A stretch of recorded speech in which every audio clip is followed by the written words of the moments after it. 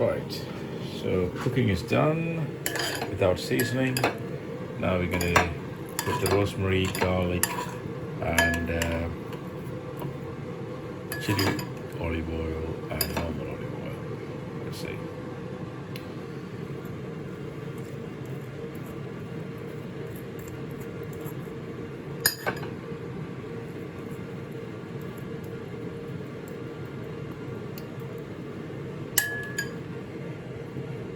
Yeah, so let's leave it to rest for, I would leave it for 10 minutes.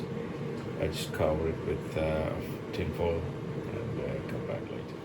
This is the finished product. Rosemary, garlic, chili olive oil and olive oil. And yeah, so my first attempt, Tuscan Fiorentina steak. Let's see.